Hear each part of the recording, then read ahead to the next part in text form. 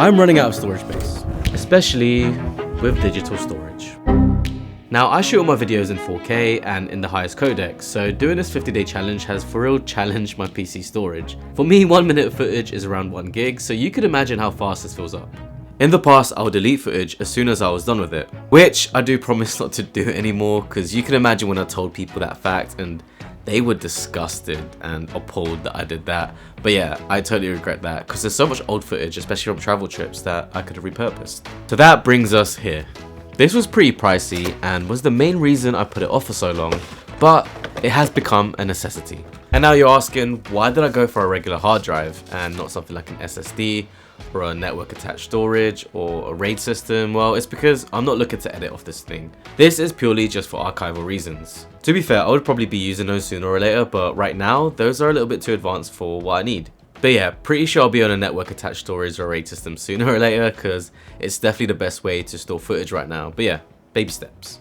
And another reason why I got this was the price. I actually got this on sale, so it was even more tempting to get. And like I said, the NAS systems or the RAID systems, they're gonna be more expensive and a bit harder to set up. Alright, so now let's get to the pros and cons of this device and what I've found so far while I've been using it.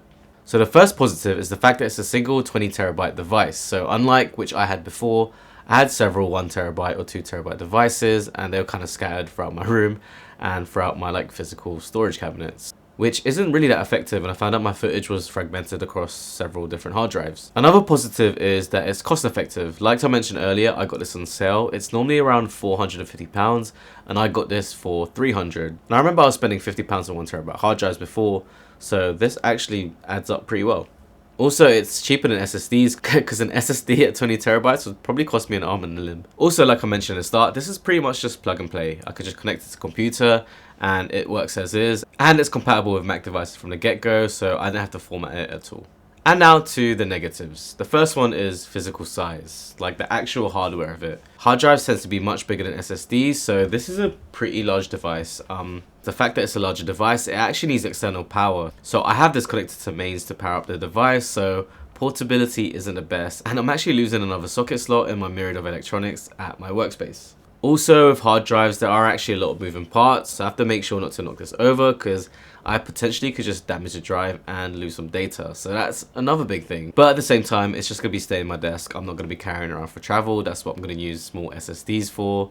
And this is pretty safe here. But yeah, that's pretty much it for the hard drive. I just thought I'd share some minor but pretty significant upgrades to the setup. And yeah, I'm finally taking storage seriously, because honestly, I've been deleting footage left, right and center, which I do regret. So I definitely suggest on investing something, maybe not as big as this, maybe not 20TB, because you may not actually shoot with large files like I do, but it's definitely worth a good investment. And avoid kind of like the cheaper brands, because obviously data integrity, and you want to make sure your data is safe. I've had pretty good experience with Western Digital so far, so I definitely suggest this one. And yeah, I'm gonna go move some data and some files now, kind of clean up the file structures a little bit. The archive is piling up, so I'll probably give it another 6 months or so before I'm actually buying another one of these, or kind of getting like a network attached or RAID storage. So that'll be another video. By the way, I've been using the new lens. I'm gonna make a future video on this. I actually got a bunch of new kind of toys to play with. So the first one is the new 16-35 G Master Sony lens. It's a G Master 2, by the way. But yeah, I thought I'd go over wider zoom, just because I've got a tight space and I want to maximize it by having a wider field of view.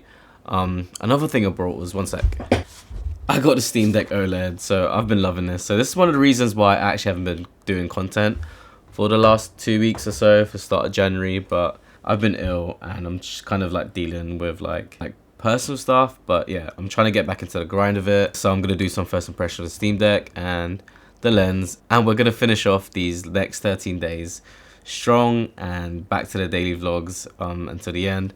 And then, like I said before, we're gonna go full on with long form content, because honestly I realize it's so hard to keep the quality up while keeping the quantity at a daily video rate. I actually can't wait to kind of focus more on quality than quantity, but you're still gonna get quite a few videos. I'm gonna try to upload around 2 to 3 times a week. But yeah, thanks for keeping up with me, and here's to the next 2 weeks and finally finishing off this 50-day challenge.